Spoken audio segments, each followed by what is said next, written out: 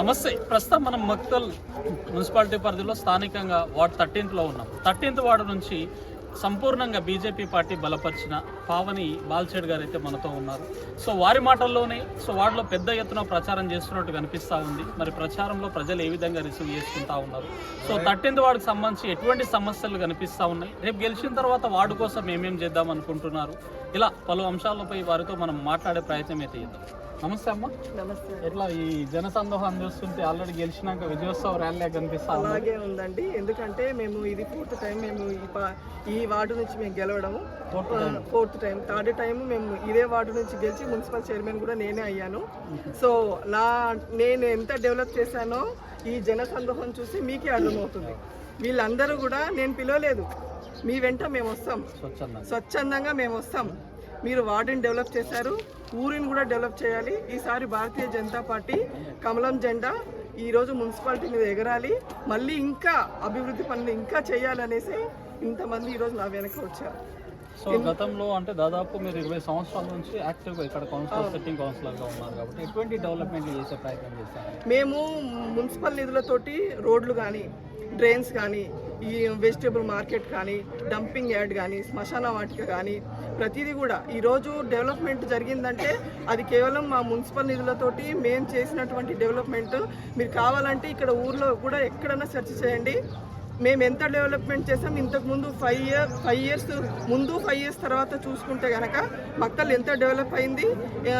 రోడ్లు కానీ, డ్రైన్లు కానీ, ముఖ్యంగా కొన్ని వార్డులలో మాకు ఇంతకుముందు రామ్మోహన్ రెడ్డి గారు ఉన్నారు 5 years బ్యాక్. తను మాకు ఎలాంటి నిధులు కూడా ఇవ్వలేదు. అయినా కూడా మేము ఎక్కడ కూడా బెదరకుండా అవే మున్సిపల్ నిధులతోటి మేము అభివృద్ధి పనులు చేసుకున్నాము. 3.5 సంవత్సరాలు అతని దగ్గర చాలా ఇబ్బందులు పడ్డాము. పార్టీ మారమని చాలా ఒత్తిడులకు లోనైనా కూడా మేము ఎక్కడ కూడా తగ్గకుండా నా భారతీయ జనతా పార్టీకి నేను ఎక్కడ కూడా ఇది చేయకూడదు అనేసి నేను భారతీయ జనతా పార్టీ కట్టుబడి ఇప్పటికీ కూడా 1.5 సంవత్సరాల నుంచి ఇప్పుడు వచ్చినటువంటి గవర్నమెంట్ కూడా ఎలాంటి అభివృద్ధి పనులు కూడా చేయలేదు. ఇప్పుడు ఎలక్షన్స్ వస్తున్నందుకు అక్కడక్కడ రోడ్లు వేయడం కానీ, రోడ్లు కూడా వేయడం కాదు, ఓన్లీ టెంకాయలు కొడుతున్నారు అంతే. వాళ్ళు ఇంకా స్టార్టింగ్ కూడా కాలేదు. అవి కంప్లీట్ అయ్యే వరకు మరి ఎమ్మెల్యే ఎలక్షన్స్ వస్తాయో ఏమో మరి నాకు తెలియదు. వాళ్ళు ఇచ్చినటువంటి 6 గ్యారెంటీలు కూడా ఏవి కూడా అమలు పరచలేదు. ఒకటి ఫ్రీ బస్సు ఇస్తున్నారు. ఆ ఫ్రీ బస్సు కూడా 10 బస్సులు ఉంటే 2 బస్సులు ఫ్రీ బస్సులు ఇచ్చి మిగతా 8 బస్సులు కూడా ప్రైవేట్ పరం చేసేసారు. ఆ ఫ్రీ బస్సులలో కూడా ఆడవాళ్ళంతా కొట్టుకోవడానికి అయ్యింది. అవి ఎక్కడం ఎందుకు, మళ్ళీ మేము హాస్పిటల్లో పోయి జాయిన్ అవ్వడం ఎందుకు అనేసి ఆ ఫ్రీ బస్సులు కూడా ఆడవాళ్ళు కూడా ఎవరు ఎక్కడం లేదు. సో దీన్ని బట్టి ప్రజలు కూడా ఏమనుకుంటున్నారంటే వీళ్ళు ఇచ్చినటువంటి గ్యారంటీలో 2.5 సంవత్సరాలు అవుతుంది, 6 గ్యారంటీలు ఏవి కూడా అమలు పరచలేదు. వీళ్ళకి ఇప్పుడు ఓటు వేస్తే కూడా అవి అమలు పరుస్తారని గ్యారంటీ కూడా లేదు. కాబట్టి ఇప్పుడు బీజేపీకి ఓటేసి మనం వారిని గెలిపిస్తే కనీసం ఇంకా అభివృద్ధి పనులన్నా చేస్తారనేసి జనాలలో బలంగా నాటుకుపోయింది. ఇది ఒక్కటే వార్డు కాదు, మేము 15 వార్డుల్లో పోటీ చేస్తున్నాం. 15 వార్డులు కూడా గెలుచుకుంటామనే ధీమా బలంగా ఉంది. మా బీజేపీ కార్యకర్తలు కూడా బలంగా ఉన్నారు. మాకు ఎన్నో భయభ్రాంతులకు గురి చేస్తున్నారు. ఇక్కడ ఉన్నటువంటి మా వెంబడి తిరుగుతున్నటువంటి కొంతమంది కార్యకర్తలకు కూడా ఎమ్మెల్యే గారు కానీ, వారి సతీమణి గారు కానీ ఫోన్లు చేసి భయపెట్టిస్తున్నారు. అయినా కూడా వాళ్ళు భయపడట్లేదు. ఎందుకంటే అభివృద్ధి వాళ్ళు ఏం చేయలేదు, ఇంతవరకు ఏమీ చేయలేదు. ఇప్పుడు చేస్తారని నమ్మకం కూడా జనాలలో నమ్మకం లేదు. కాబట్టి ఇప్పుడు బీజేపీకి వేస్తే ఇంకా మిగతా పనులు ఎక్కడెక్కడైతే ఇంకా పెండింగ్ ఉన్నాయో అవి కంప్లీట్ చేసుకుందామనే ఉద్దేశంతో ప్రజలంతా కూడా మా వెంబడి నడుస్తున్నారు. ఈసారి కూడా ఖచ్చితంగా 13వ వార్డు, 12వ వార్డు, 15 వార్డులు అన్ని వార్డులు గెలుచుకుంటాము. కాషాయ జెండా మున్సిపాలిటీ మీద ఎగిరిచ్చే తీరుతాము. జై బీజేపీ, జై. ముఖ్యంగా ఫిబ్రవరి 11వ తారీఖు రోజు మన మున్సిపాలిటీ పరిధిలో ఓటింగ్ ఉండబోతా ఉంది. సో ఓటర్స్కి ఏం చెప్పదలుచుకున్నారు 13th వార్డుకి సంబంధించి? ఓటర్స్కి నేను చెప్పే అవసరం లేదంటే ఓటర్స్కే తెలుసు డెవలప్మెంట్ అంటే ఏంటి, అభివృద్ధి పనులు అంటే ఏంటి. వాళ్ళకి నేను చెప్పే అవసరం లేదు. వాళ్ళే వేరే వాళ్ళకి వీళ్ళు 13వ వార్డు వాళ్ళు ఇంకా 12వ వార్డుకి వెళ్ళి చెప్తున్నారు. 12వ వార్డులో కూడా మా వారు పోటీ చేస్తున్నారు, బాల్చేడ్ మల్లికార్జున్ ఆయన పోటీ చేస్తున్నారు. వీళ్ళంతా నేను పిలవట్లేదు, నేను వద్దన్నా కూడా వీళ్ళందరూ కూడా 12వ వార్డుకు వచ్చి మరీ ప్రచారం చేస్తున్నారు. ఎందుకు ప్రచారం చేస్తున్నారు? ఇక్కడ నేను అభివృద్ధి పనులు చేసినందుకే కదా ప్రచారం చేస్తున్నారు.